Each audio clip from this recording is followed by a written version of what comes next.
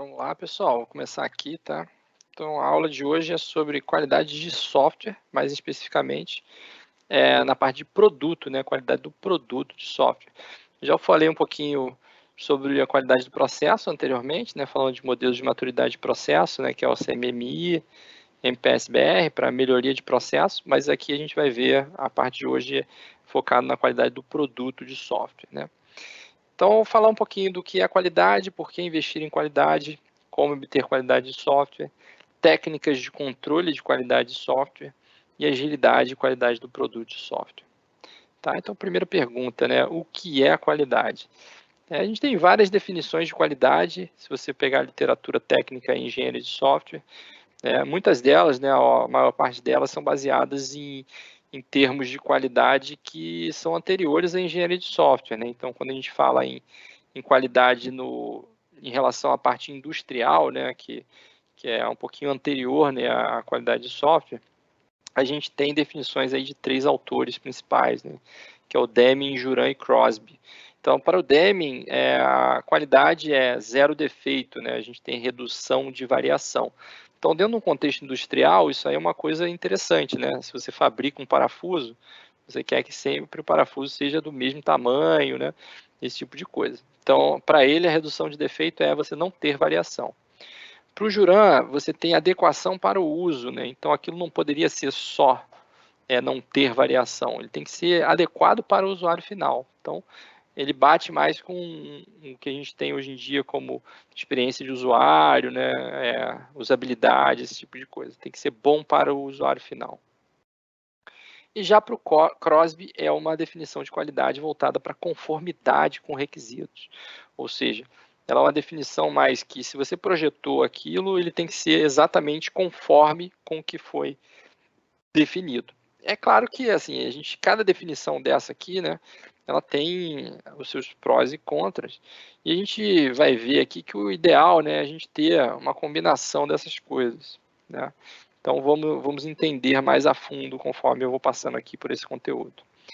Então, quando a gente fala para software, qualidade, definição de qualidade para software, só em termos de padrões, né, que é a ISO, IEC, 3E, IFPUG, PMI, né, que são entidades que visam tentar regulamentar ou tentar padronizar essas coisas, a gente tem 6 definições diferentes do verbete de qualidade, né? Isso pegando, se você for pegar lá no vocabulário de engenharia de software. Então, assim, a definição de qualidade ela também diverge entre os autores, né? Então, quando a gente vai falar de definição de qualidade em relação ao produto, né? Aí eu peguei uma referência aqui que é a referência do Square, né? Que é a ISO 25000, que define aí qualidade de produto, de software. É a capacidade de um produto de satisfazer as necessidades declaradas e implícitas quando usado sob condições específicas. Então, se você for ver essa definição de qualidade, ele inclui tanto a definição aqui do Crosby, que é a definição explícita, né, em conformidade com os requisitos, né? Então, assim, você define os requisitos para um software em cima das necessidades do usuário, né? Então, o que você consegue definir ali de forma correta, completa, né, na especificação dos requisitos, você consegue colocar como uma coisa explícita. Agora, tem as coisas implícitas também, né? As coisas implícitas, elas estão mais voltadas para o que é a adequação para o uso, né? A gente vai ver um pouquinho mais para frente aí definição de verificação e validação, que é como a gente checa essas coisas, né? Então, a adequação para o uso nem sempre a gente consegue especificar ali como requisito, né? É uma coisa que você descobre mais conforme você vai usando o software. E redução de variação, aí a gente está falando mais em relação ao processo, né? Então, assim, não tão especificamente em relação ao produto, porque cada produto de software é uma coisa única. Então, a gente não consegue desenvolver software como a gente fabrica, por exemplo, parafuso. Tá? Então, não adianta querer que varie, né? Todo produto de software vai ser diferente, né? De um produto diferente, de um produto para o outro. O que a gente gostaria que não variasse, né, em relação de um software para o outro é a forma com que ele é feito, né? Com que ele é feito. Então, isso é mais voltado para a área de processo, né? Seguindo um pouquinho adiante, né, para a gente conseguir definir o que é qualidade para um produto de software, a gente faz uso, né, de um conceito que é chamado de modelo de qualidade. Então, a gente precisa esmiuçar mais quais são as características, né, que podem ser necessárias em relação à qualidade de um software. Então, a definição aqui formal do modelo de qualidade, segundo a ISO 25000, né, é o conjunto definido de características e relações entre elas que fornece uma estrutura para especificar tanto os requisitos de qualidade quanto avaliar a qualidade. Então, é muito difícil a gente tratar a qualidade de software sem ter um modelo de qualidade, tá? Porque senão ele fica uma coisa muito abstrata, né? E esses modelos de qualidade, eles ajudam muito na hora da gente trabalhar com qualidade de software. Aproveitando essa definição de modelo, né, aqui é falado de características, né? Então aqui embaixo tem uma definição também sobre o que são características de qualidade. Características de qualidade são categorias de atributos de qualidade que influenciam a qualidade de software. Então, só para entender um pouquinho melhor, né, aqui tem o modelo de qualidade da ISO 25010, né, onde a gente tem tanto as características de qualidade quanto com alguns atributos de qualidade, tá? Então você vai olhando aqui, ó, cada coluninha dessa aqui é um grupo ali, né, que seria uma característica de qualidade, e a gente tem vários outros atributos aqui embaixo, né? Então dá para passar aqui rapidinho, só para a gente ter uma noção por alto, né? Eu não preciso passar por todos eles, mas só para vocês entenderem um pouquinho, né? Então, ó, nesses pilares, né, a gente tem aqui adequação funcional, que é o software fazer o que ele é proposto a ser feito, né? Então essa é uma característica fundamental, né, de qualidade. Tá? Então, se ele é funcionalmente completo, se ele é funcionalmente correto e se ele é apropriado para o uso, né? Então, isso aqui é a adequação funcional. Em relação à performance e eficiência, né? É o comportamento no tempo, se ele responde na velocidade que deveria, né? Uso de recurso, que é, por exemplo, se ele está consumindo muita memória, muito processador, e quanto que ele consegue realizar de trabalho, de processamento, com a capacidade, em relação à capacidade projetada e a capacidade realizada também. Compatibilidade, né? Se o software ele consegue coexistir com outros softwares, ou seja, no mesmo ambiente ele consegue rodar aquele software e alguma outra coisa, né, que a gente tenha que rodar. Então, assim, nenhum software roda sozinho, né? No mínimo você precisa de um sistema operacional para rodar ele, né? Então ele precisa coexistir com outros softwares no mesmo ambiente. E interoperabilidade, se ele consegue interagir com outros softwares e se isso é uma coisa feito de uma forma razoável, né? Então, se eu consigo ter um padrão, né, para me comunicar com esse software, ou isso entra dentro do conceito de interoperabilidade, né? Usabilidade tem muitas subcaracterísticas aqui, né, dentro da usabilidade. Se você consegue reconhecer que o software é apropriado para o uso, né? Se ele é fácil de você reconhecer isso, se ele é fácil de aprender, se ele é fácil de operar, se ele protege o usuário de erros, né? Por exemplo, se ele mostra aquela mensagem de erro que ninguém entende, ninguém sabe para que significa aquilo, ele não tá, ou então se ele leva o usuário a cometer erros, né? Isso ele não é adequado em relação à proteção de erros, né? A estética da interface, se é uma estética agradável, e a acessibilidade, que é em relação a pessoas que têm necessidades especiais, por exemplo, se a gente consegue fazerem uso desse software. Confiabilidade. Confiabilidade diz muito a respeito se o software faz o que ele deveria fazer, mas um pouquinho diferente da adequação funcional. O quanto, né, ele tem mais um viés de frequência, né? Durante a execução do software. Quantas vezes você roda aquele software, ele não falha, entendeu? Ele funciona adequadamente. Então, isso tem subconceitos aqui em relação à maturidade, que é isso que eu acabei de falar, né? Disponibilidade, que é você tentar usar o software e ele está disponível para o uso, né? Você, por exemplo, você entra num site e ele está fora do ar, e você tem uma penalização aqui nessa característica, que é a disponibilidade, né? Então, geralmente empresas que têm software crítico, né, focam muito nisso, né? Imagina, você Você está num banco, né, e você vai fazer uma transação lá, uma conta corrente, vai fazer uma transferência ou um pagamento, e aí o software está fora do ar, né? Isso aqui é muito crítico, né? Porque aí você vai lá e usa outro meio de pagamento para fazer o teu pagamento, e a empresa de pagamento foi lá e perdeu o dinheiro com isso, né? Então o software tem que estar disponível. Tolerância a falhas, né? Se o software ele falha e ele se recupera daquela falha, ou se ele consegue continuar operando apesar de ter falhas, né? E recoverability é quando acontece uma falha, quanto tempo ali você leva para o software voltar à operação sem falha, né? Todas essas características aqui são subcaracterísticas de confiabilidade, né? Segurança, né? Hoje em dia é cada vez mais um aspecto primordial, né? Que a gente tem grande preocupação em relação a isso, né? Então, subcaracterísticas aqui, né? Confiabilidade, não, confidenciabilidade, né? Se os dados não são divulgados, né, dados que não para pessoas que não são autorizadas, né? Então todo dado que é restrito, né, ele é mantido somente para as pessoas que têm acesso àquele dado. Integridade, se não tem nenhuma se o dado não é corrompido, né, em relação a quando ele é transmitido ou usado. Não repudiação, se a pessoa se ela não consegue negar que ela fez uma ação, né? Então isso aqui é em relação muitas vezes em relação a ações mais mal intencionadas, né?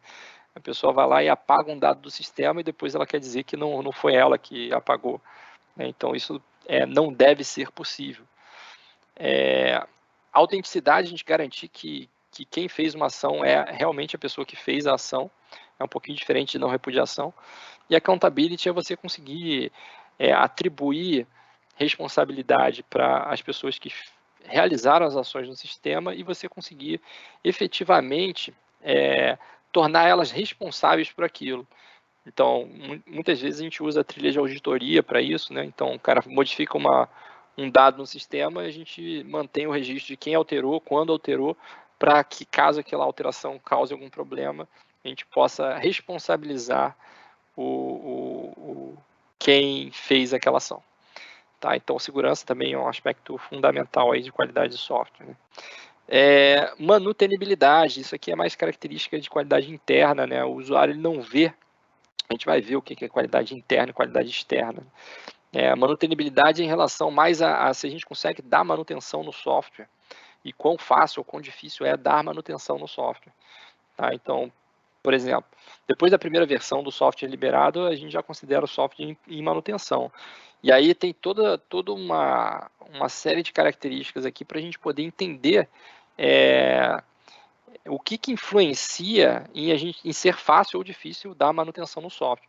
Então, modularidade é a gente conseguir organizar o software de forma que, geralmente, a gente quer que uma mudança, quando ela ocorra só em um lugar, que ela não se espalhe pelo software inteiro. Então, a gente tem toda uma área de arquitetura, né, para a gente conseguir modularidade, conseguir alta coesão e baixo acoplamento. Isso design de software entra muito aqui. Né? E reusabilidade, a gente conseguir pegar componentes e reusar em outras partes do software ou até em outros softwares. Analisabilidade, o quão fácil ou difícil é você analisar o software e descobrir, assim, por exemplo, qual o esforço que eu vou ter para fazer uma alteração, ou então, por exemplo, um defeito, aonde que aquele defeito impacta no software, o que vai precisar ser modificado. Então, se isso aqui for muito difícil, né, fica difícil de dar manutenção, né? Modificabilidade, o quão difícil é você modificar aquele software uma vez que você tenha que fazer uma alteração dele. Testabilidade, o quão fácil ou difícil é testar aquele software. Dependendo do design do software, pode ser muito difícil testar ele. Então, a gente tem que projetar o software para que seja fácil de testar, né? Então, testabilidade é uma das características que influencia nisso. E, por último, aqui o último pilar, né, a portabilidade, que o quão fácil ou difícil é você migrar aquele software para outro ambiente de execução, por exemplo. Então, a gente fala muito nisso em relação ao software rodar no Windows e no Linux, né? Ele tem que ser portável, ou então ele funcionar num dispositivo que é Android ou iOS, isso é ser portável, né? Então, quão fácil ou difícil é você adaptar esse software para outro ambiente, né? Se você precisa fazer muita modificação ou se não precisa fazer nenhuma. O quão fácil ou difícil é instalar ele e o quão fácil ou difícil é substituir ele por outro software, caso seja necessário. Tá? Então, assim, deu uma geral assim, muito por alto, né, as propriedades de qualidade. Se vocês forem na ISO 25010, tem lá todo um detalhamento disso aqui, como é que você mede, tá? Entre outras coisas, para tentar ajudar a gente a, primeiro, se organizar para conseguir ter a qualidade de software, a qualidade do produto de software, e segundo, conseguir medir e avaliar isso, né? Então, dentro da qualidade de produto de software, a gente tem alguns conceitos que são importantes da gente entender, né? Então, primeiro, aqui a gente tem classes, né, vou dizer, atributos de qualidade, né? Então, você tem os atributos de qualidade internos, né, externos e em uso, né? O interno é a capacidade de um conjunto de atributos estáticos de um produto de software de satisfazer as necessidades declaradas implícitas quando o produto é usado sob condições específicas, né? Então, a interna, né, elas são só os atributos, assim, o usuário ele não vê a qualidade interna. Quem vê a qualidade interna é mais o desenvolvedor de software, esse tipo de coisa. Mas a qualidade interna ele influencia na qualidade externa, que é a qualidade que é percebida pelo usuário. Então, aqui a externa é a capacidade de um produto de permitir que o comportamento do sistema, tá? Então é diferente de atributos estáticos, satisfaça as necessidades declaradas e implícitas quando o sistema é usado sob condições específicas. Então, externa a gente está preocupado com o comportamento, o que o usuário vai ver, né? Tá? E a em uso, que é a capacidade do produto de permitir que usuários específicos atinjam objetivos específicos com eficácia, produtividade, segurança e satisfação. Então, isso aqui ele vai além de você olhar por exemplo, você clicar numa tela e a tela não carregar, demorar para carregar. Demorar para carregar, você vai ter um atributo de qualidade externo aqui, que é performance, que o usuário vai perceber. Tá? Agora, a qualidade em uso, ele vai além, ele é assim, se o usuário ele consegue realmente fazer o que ele gostaria de fazer naquele sistema. Então, ele tem que conseguir atingir o objetivo específico dele, tá? Com eficácia, produtividade, segurança e satisfação. Então, se por um acaso aquela demora naquela tela faz com que ele não atinja o objetivo, sei lá, pesquisar um produto, fazer uma compra, o que for, né, que aquele sistema se propõe, aí você afeta a qualidade em uso do software, tá?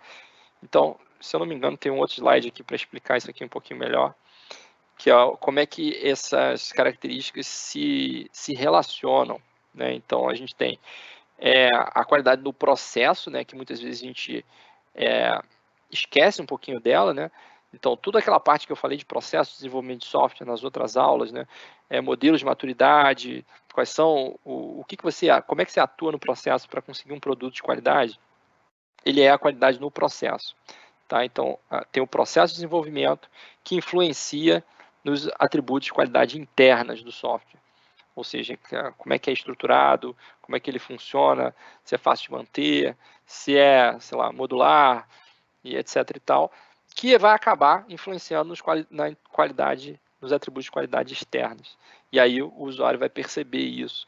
E aí, se ele tiver problemas de qualidade externa, isso vai influenciar a qualidade em uso, ou seja, ele não vai conseguir fazer o que ele tem que fazer com aquele software.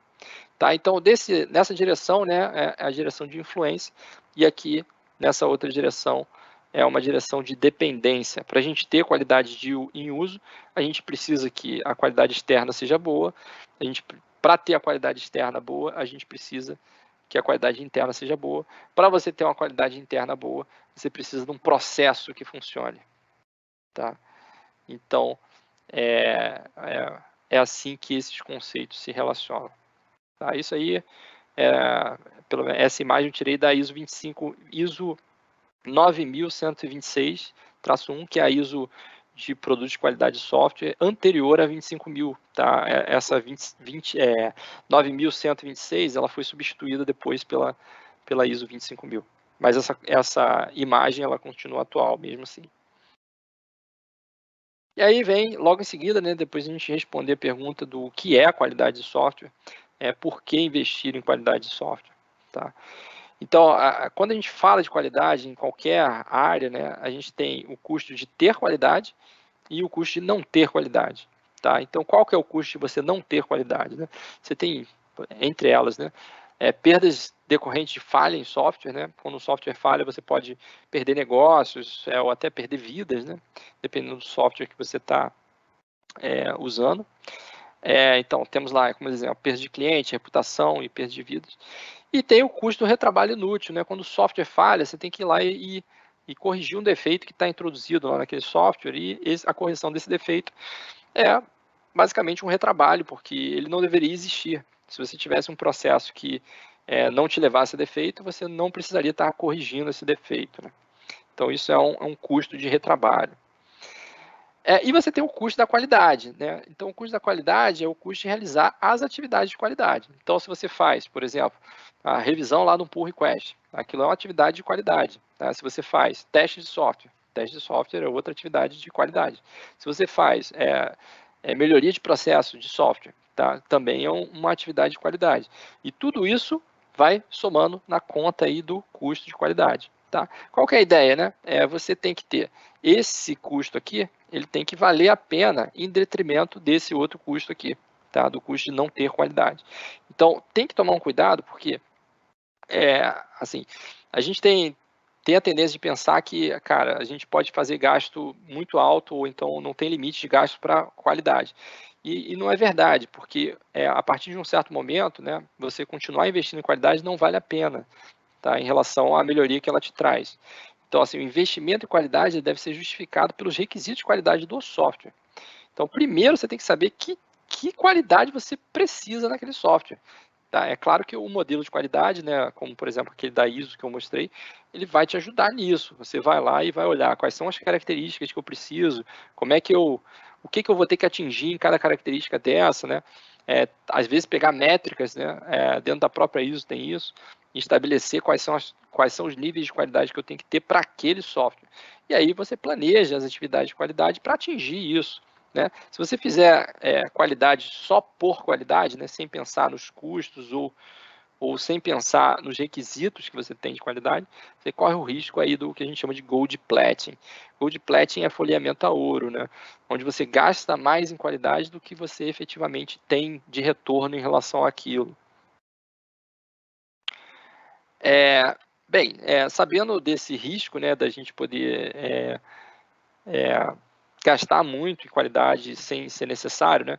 A gente precisa entender um outro efeito, assim, uma outra dinâmica que acontece no desenvolvimento de software, que a gente tem que investir em qualidade o quanto antes, porque conforme a gente vai passando no processo de software, né, no ciclo de vida do desenvolvimento de software, e ele não e a gente não efetua as atividades de qualidade no processo conforme deveria, o custo de defeitos ele vai aumentando.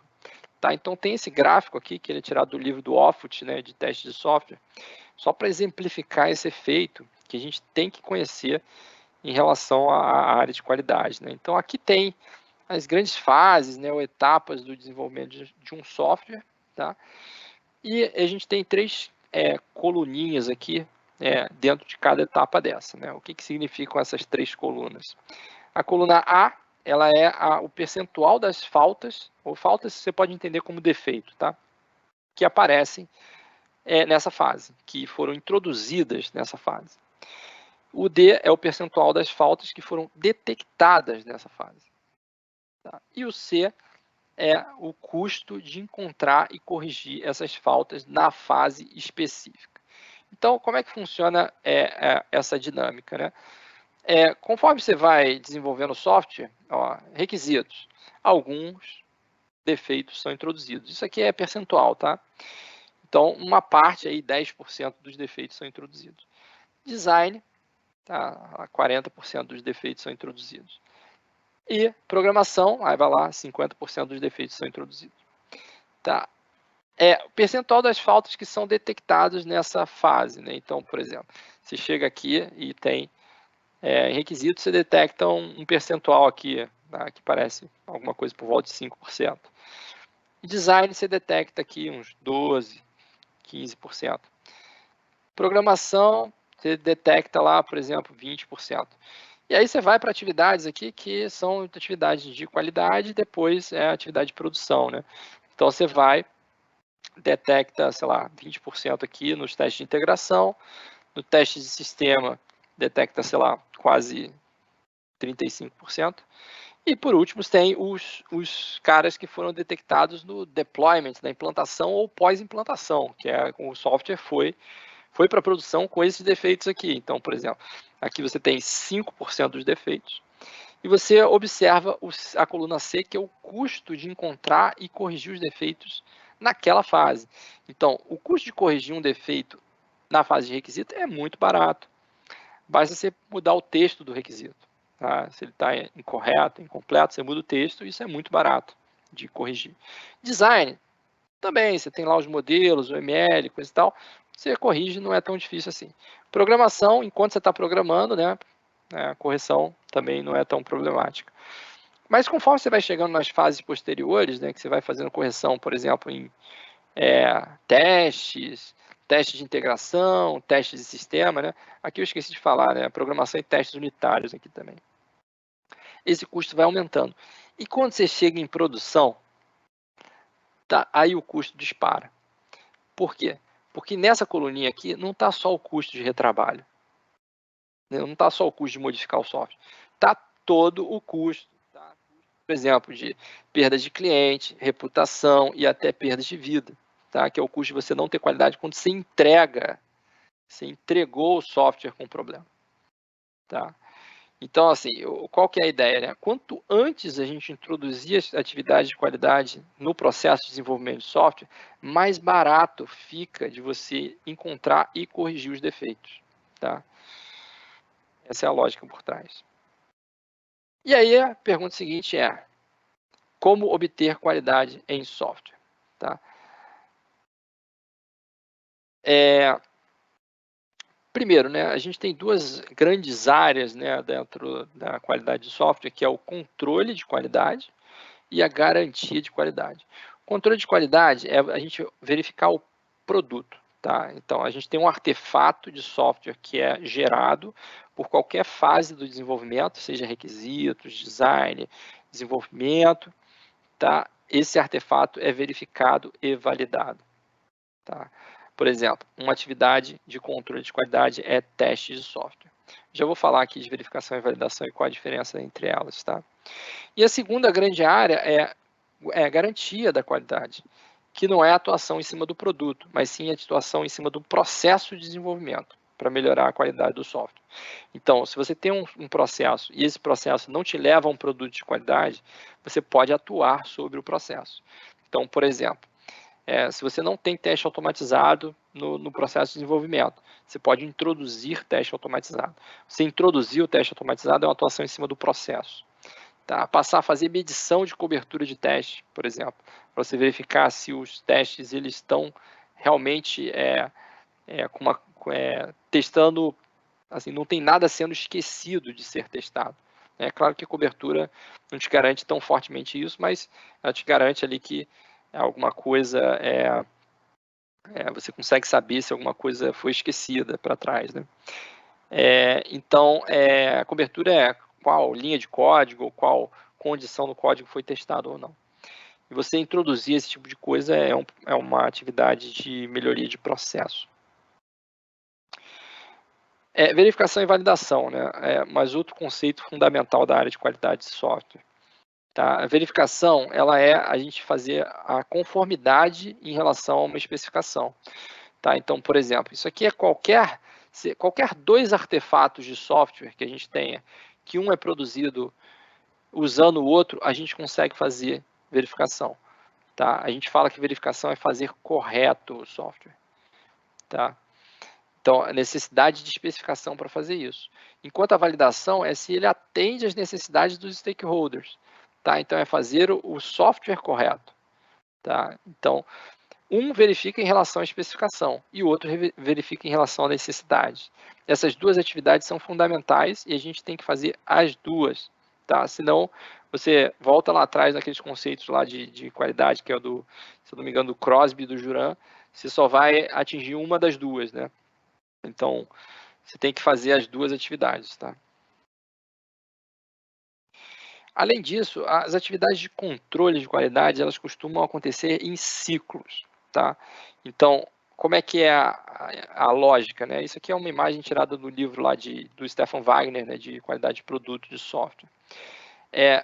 para você definir o que é qualidade, né, você tem, primeiro, o seu produto ele tem alguns objetivos, e aí você usa o modelo de qualidade para você definir os requisitos de qualidade. Tá? Então, a gente começa lendo essa imagem daqui, né, e vai por essa setinha aqui. Depois a gente chega nessa outra aqui. Tá? E aí você vai, é claro, a partir dos requisitos de qualidade, né, você vai fazer desenvolvimento do software e vai gerar um produto. Tá? Esse produto, né, é claro, vai gerando versões de software e, enquanto isso, você tem atividades aqui, né, que são atividades de controle de qualidade. Né? Então, assim, o Quality Assurance, né, a gente tentar fazer alguma garantia, né, da qualidade do software através dessas atividades aqui de controle. Então, o que a gente pode fazer? Né? Em relação a documentos, a gente pode fazer revisões dos documentos, tá? Ler, fazer batimento em relação a outros documentos do software. Testar, que é o software em execução, a gente avaliar a qualidade do software pela execução do software, tá? Assim, cara, o conceito de teste ele é um conceito bem fechado, tá? Se você não executa o software, você não está fazendo teste, tá? Para ser teste de software, você precisa executar o software e também ter um resultado esperado, tá? Em relação ao que o software deveria fazer em um determinado caso de teste específico. E aí você compara o resultado esperado com o resultado obtido e aí você vai ter ali se o teste passou ou não. Tá? Então, isso é teste de software. Revisão é leitura. Né? Existem leituras específicas, né? Você tem técnicas de leitura para fazer validação de documentos de software. Tá? E a gente só valida artefato não executável de software através de leitura.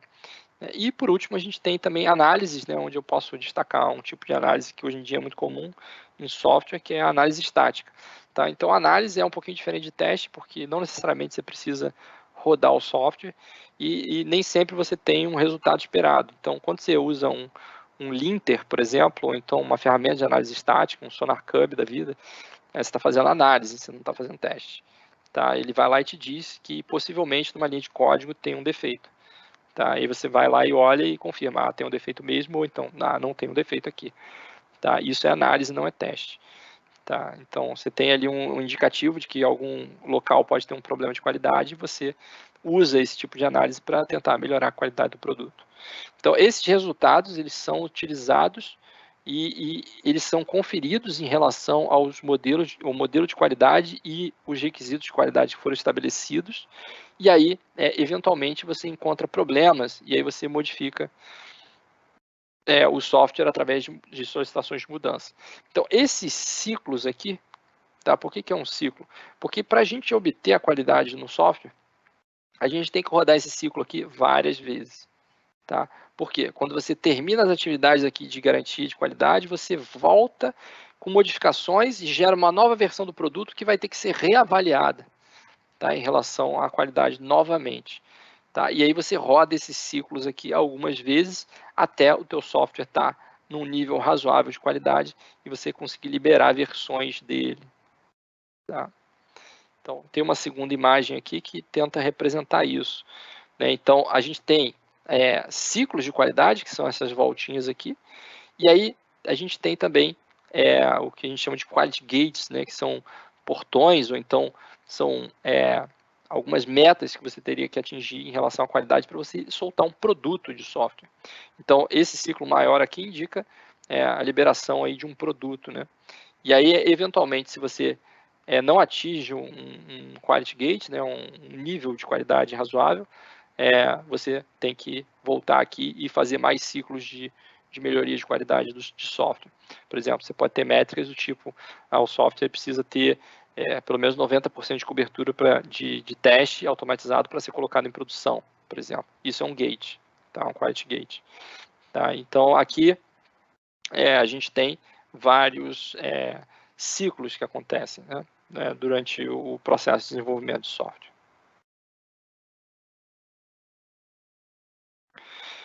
Além disso, né, falando um pouquinho sobre técnicas de controle de qualidade. Né? Algumas técnicas que são as técnicas mais conhecidas, eu falei um pouquinho no slide anterior, né? O teste é avaliar o software observando a sua execução, ou seja, tem que executar para ser teste. E o teste precisa que o software seja executado e também que você tenha um resultado esperado para saber se o teste passou ou não. Walkthrough, revisões e inspeções, né? Leitura de artefatos. Essas técnicas aqui, elas são cada uma mais formal e outras menos formais, né? Vou falar um pouquinho mais para frente delas. Análise estática, por exemplo, análise automatizada de artefatos. Hoje em dia é muito comum, né, a gente ter linters e ferramentas de análise estática olhando código, principalmente.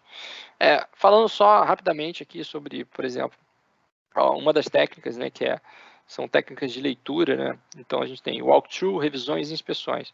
Tá, de cima para baixo, né, em relação a essas técnicas, a gente tem das menos formais para as mais formais, nesse sentido aqui. Então, o walkthrough é só uma leitura informal, né, do código, tá? A gente dá uma passada sobre isso. A gente tem também, depois, né, a revisão por partes, que é uma coisa já, hoje em dia, mais comum, né? Alguém lê o seu código em relação a o código que foi feito, um segundo olhar ajuda você a ter melhor qualidade, né? Assim, essas técnicas não são só para código, tá? Pode ser para documentos também. Por exemplo, documentos de requisitos, modelos de análise, modelos de projeto, entre outros. Technical Review e o Foreman-Fagan Inspection, né? Eles já são técnicas mais formais, né? Você tem todo um procedimento, né, para fazer isso. Tá? E então você tem alguns ritos, né, reuniões, e depois você tem as inspeções acontecendo, depois reuniões para revisar aquelas inspeções. Então isso acontece mais quando você precisa muito ter uma qualidade nos documentos, quando você tem, por exemplo, software crítico, que você não pode errar em relação à especificação, aí você faz esse tipo de coisa. Tá? Se você for olhar métodos ágeis, né, hoje em dia, você está mais para você ter alguma coisa no nível de um walkthrough ou um peer review. Tá? Geralmente, essas técnicas de inspeção têm checklists, né, para você não fugir tanto de um processo e conseguir verificar alguns aspectos em relação à qualidade daquele artefato que está sendo avaliado. O que dá para falar em relação a essas técnicas de leitura, né? Elas são efetivas para encontrar defeitos de software, tá? Então, tem várias pesquisas científicas que mostram isso. E, por exemplo, fazer leitura e inspeção de requisitos ajuda você a encontrar os defeitos antes e que isso se paga, né, no tempo. Mas, mesmo assim, a adoção na indústria ela é menor que testes, né? Então, mais por questões digamos, mais praticidade, ou então, hoje em dia a gente tem cada vez menos especificação do software, né, pelo menos para quem usa métodos ágeis, então fica mais difícil de fazer esse tipo de coisa. Análise estática, né, falando um pouquinho também, a gente olhar o artefato de software sem precisar necessariamente executar ele e conseguir identificar se tem problemas ou não. E aí a gente tem das análises muito pouco sofisticada para análises que são muito mais sofisticadas. Então, um linter da vida que te diz se você escreveu uma variável lá que não está camel cased, por exemplo, é um code style guide, né? Então é um style checker, né? Só te diz sobre defeitos muito simples. Depois você consegue encontrar padrões de defeitos, né? O padrão de bugs. Então, quando você não inicializa uma variável e, por exemplo, usa ela depois, né? Isso é um padrão de defeito. Até padrões mais sofisticados, né? Um tratamento de exceção, entre outros. E depois desses padrões, que são padrões estáticos, né, a gente pode ter uma análise mais formal de código, que é em relação ao fluxo de controle e o fluxo de dados, né? Então, dá para saber se uma variável, por exemplo, foi passada com um parâmetro e se, por exemplo, ninguém tratou uma exceção com aquela variável, então se ela teve uma atribuição com um tipo inválido, esse tipo de coisa. Tá? Para, por exemplo, linguagens com tipagem dinâmica, a gente consegue fazer analisadores que olham isso. Até, por fim, fazer a interpretação abstrata, né, que é você fazer a avaliação do resultado de um programa, mesmo sem executar o programa. Isso serve para encontrar defeitos no software também. Tá? Então, hoje em dia, essas análises elas estão sendo cada vez mais usadas na indústria, né? Por exemplo, o style checking a gente consegue ter integrado no IDE, quase todas as IDEs fazem style checking hoje em dia, Mas esses níveis mais acima aqui a gente já não encontra tanto, né? Bug pattern a gente encontra com a frequência maior. Agora, a análise de fluxo de controle, a análise de fluxo de dados e a interpretação abstrata é mais difícil de a gente encontrar. Testes, né? Testes visam encontrar defeitos, né? Claro.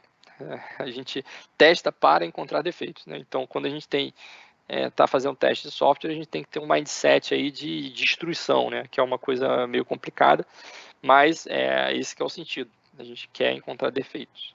O teste bom é aquele que encontra defeito. Tá? Então, os testes não podem garantir a ausência de defeitos, tá? Mas eles somente a presença deles. Não importa o quanto que você teste, você nunca vai poder dizer que o teu software não tem defeito. Tá? Para você poder afirmar esse tipo de coisa, você teria que fazer verificação formal de programa, e mesmo assim, verificação formal de programa é muito difícil de fazer, e assim, é difícil de fazer certo também. Então, é muito difícil você garantir que não tem defeito. O que a gente faz é testar com uma certa frequência, de uma forma sistemática, para você garantir que aquele software tem um baixo índice de defeito. Você tem muito pouco defeito por, sei lá, linha de código, ou então por módulo, esse tipo de coisa. E os testes verificam e validam características de qualidade no produto de software. Tá?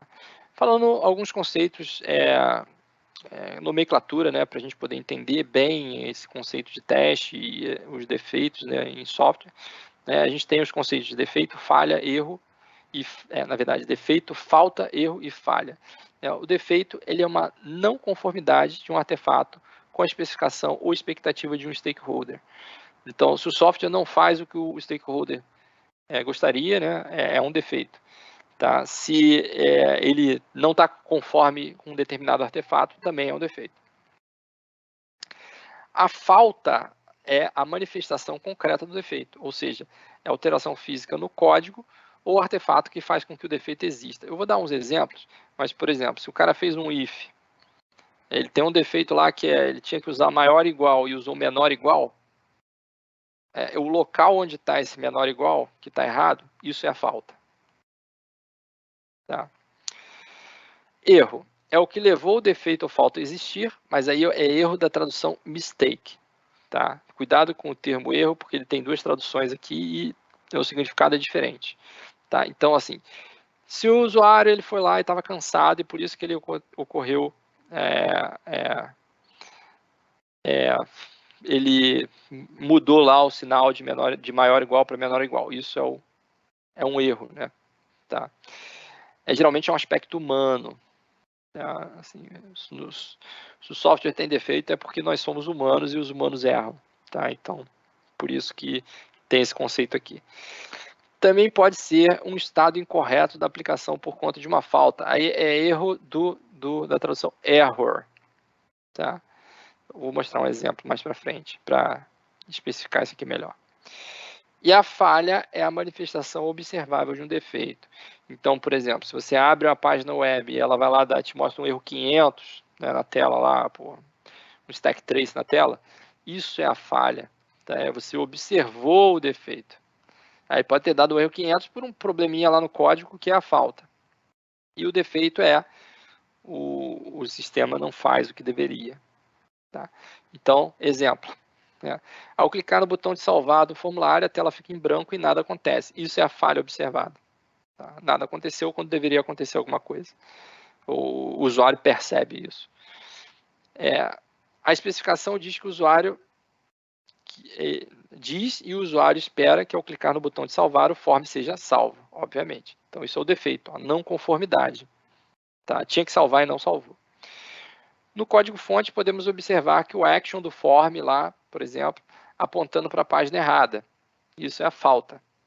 Tá? É o local específico lá no código-fonte onde está o problema. Tá? O desenvolvedor escreveu o nome do action com pressa, pois já era depois das 18 horas e não testou. Isso é o erro, ou mistake, é o motivo. Por que aconteceu esse problema? Tá? O cara estava cansado, queria ir embora, comitou lá de qualquer jeito e foi. Tá? Colocou o erro lá no repositório. Se a aplicação salvasse os dados parcialmente, isso também seria um erro, mas o erro do sentido error, né? Então o cara clicou lá e, por exemplo, salvou um dado, ou então até mesmo esse caso aí, não salvou o dado quando deveria salvar, né?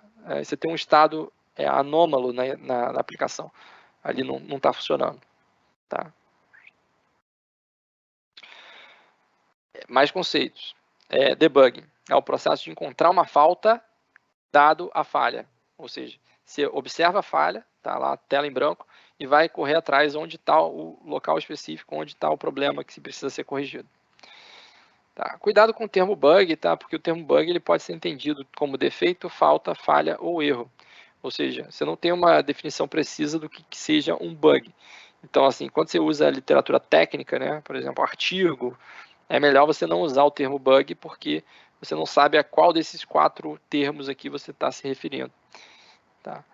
E o bug remete a problemas de outra época, né, onde você tinha lá computadores eletromecânicos e os insetos causavam os problemas. Né? Ele entrava lá o bug na máquina e dava o problema no computador. Hoje em dia, a maior parte dos defeitos eles não são de software. Quer dizer, eles são de software, não de hardware. Né? Então, esse tipo de situação não acontece com tanta frequência. Para a gente encontrar os defeitos no software, né, a gente usa um modelinho que chama modelo Reaper, né, que é Reachability, Infection, Propagation and Revealability. Esse modelo, né, ele está aqui no livro do Offit, que é para a gente entender como é que é a dinâmica entre esses termos e como é que a gente pode, por exemplo, fazer testes ou então encontrar realmente problema em software. Tá? Então, qual que é a lógica aqui? Né? Você tem um teste que ele atinge um determinado localização de uma falta, então ele passa lá naquele ponto do código que tem um problema. Tá? E aí, por passar nesse ponto, o código ele infecta o estado do programa, ou seja, ele vai gerar um estado que não é um estado adequado, tá? É um estado anômalo. Então, independente do aonde esteja esse estado, tá? Se você pode entender como estado o conjunto de valores de todas as variáveis do programa, tá? Então, algum valor ali ele é alterado e não fica como deveria, tá? Isso se propaga e aí pode chegar num estado incorreto, no estado final de uma execução do programa. Então, assim, hoje em dia, sistemas interativos, né, a gente tem execução que ela começa, uma interação, você clica lá em alguma coisa, por exemplo, ela começa e termina. E aí, quando ela termina, você tem esse estado final, tá? Que é daquela interação. E aí, você tem lá uma porção incorreta desse estado final. Dentro do estado total do programa, né, que é essa bola aqui em volta, você tem uma parte dela que está incorreta. E aí, se você tiver uma interseção entre essa parte que está incorreta e a parte que é observável do estado do programa, isso te revela uma falha, ou seja, o usuário observa isso, tá? E aí, a partir daí, você sabe que você tem um defeito, tá? Então, essa é a dinâmica que acontece para você revelar defeitos, né? Então, qualquer coisa aqui que no meio do caminho você, por exemplo, se você não tiver uma interseção entre o estado incorreto e o estado observável do programa, você tem o defeito e não observa ele, tá? E assim vai. Se você, por exemplo, faz um teste e ele não atinge a localização da falta, isso aqui não vai infectar o estado do programa e você não vai observar a falha, tá? Ou seja, para você revelar as falhas, você precisa dessa dinâmica aqui. Tá, o modelo de qualidade e tipos de teste, né? Então, assim, a gente viu lá que existem muitas características de qualidade, né? E, assim, cada característica daquela, a gente avalia ela de alguma forma. Então, para as características de qualidade que a gente consegue avaliar no software em execução, a gente acaba conseguindo fazer algum tipo de teste, tá? A gente bota o software para rodar e faz algum teste específico que avalia aquela característica de qualidade, tá? Então, exemplos, né? A gente tem alguns testes específicos que exercitam características de qualidade, como, por exemplo, performance, segurança e usabilidade.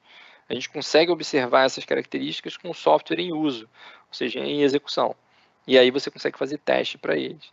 Agora, por exemplo, tem algumas características que é mais fácil você fazer avaliação, né? Então é muito difícil você, por exemplo, observar a manutenibilidade de um software, né? Que é uma característica de qualidade interna, não é o usuário final que observa, você conseguir fazer teste disso, né? É mais fácil você fazer uma avaliação, né?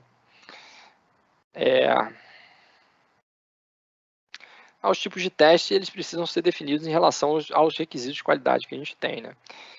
Então aqui a gente tem como um modelinho também que é em relação à verificação e validação de atributos de qualidade. Então você tem as necessidades do usuário, você vai usar e ter um feedback aqui para você poder observar a qualidade em uso, tá? As necessidades de qualidade, elas contribuem para a especificação das qualidades, dos requisitos de qualidade externo. Os requisitos de qualidade externo, você precisa fazer validação para você poder observar eles, tá? E aí, esses caras contribuem também para os requisitos de qualidade interna, e aí você faz verificação para poder observar essas características de qualidade interna. Tá? Essa imagenzinha aqui da ISO 9126, né? Qualidade de produtos de software. Também só para a gente fechar, né, já está acabando aqui, para a gente entender um pouquinho como é que é o processo de teste de software, tanto no processo tradicional quanto no processo ágil. Então, no processo de teste, né, tradicional, a gente tem cada etapa, né, ou fase do processo de desenvolvimento, produzindo artefatos que servem de especificação para a gente poder fazer verificação e validação do software, né? Então, essa organização do processo é conhecida como modelo V de teste de software, que foi proposto aí por Hook em 1986, ou seja, já tem um tempinho aí razoável, né? Então, essa é a imagem original do modelo modelo V de qualidade de software do Hook, né? O que ela diz para a gente? Tá, assim, ele tenta organizar o processo de software em dois lados desse V, né? Um lado onde a gente constrói software e produz especificação, e outro lado que a gente faz atividades de controle de qualidade e verificação e validação. Então, conforme você vai descendo nesse V aqui, você vai criando artefatos que vão servir para fazer a verificação e validação quando você tiver o software construído do outro lado. E aí esses paralelos aqui no meio mostram como é que é a relação entre esses artefatos. Então, quando você faz uma especificação de requisitos, você gera o documento de especificação que vai te ajudar a fazer a aceitação do software. Ou seja, você faz o teste de aceitação para você ter um produto que é o software aceito. E o software aceito ele é verificado em relação à especificação dos requisitos do software. Quando você faz o design estrutural, né, você gera lá o design do software, e aí você vai usar esse design do software para integrar o software, e aí você faz os testes de integração para você ter o software integrado, tá? E aí, como é que você sabe se ele está integrado corretamente? Você verifica em relação ao projeto de software que você fez, tá? E isso tem mais níveis, né? Então, por exemplo, essa imagem aqui é muito antiga, né? Então a gente tem alguns níveis aqui que talvez hoje em dia já estejam mais colapsados, né? O design detalhado, a gente tem o design dos módulos que ajuda você a ter os módulos debugados, né? E por último, aqui embaixo, uma coisa que é feita tudo junto, é a codificação e os testes unitários. Bem, trazendo agora para um modelo mais atual, né? Continua muito similar, mas é só uma repaginação da imagem original lá do Hook. Esse é o modelo V que se encontra no livro de teste de software do Offutt, né, que é de 2017. Então, a mesma coisa. Desse lado aqui do V, você vai fazendo a produção de software e dos artefatos de software, e desse lado aqui, você tem as atividades de verificação e validação. Então, você tem lá a análise dos requisitos e vai te ajudar aonde isso, né? Nos testes de aceitação. O design arquitetural e o design de módulos e design detalhado vai te ajudar no teste de sistema, no teste de integração e no teste dos módulos. E a implementação, ela vai ser verificada pelos testes unitários. Agilidade e qualidade de produto de software, né? Hoje em dia, né, cada vez mais a gente está tendo agilidade nas empresas, né? Esse conceito é um conceito que veio para ficar, né?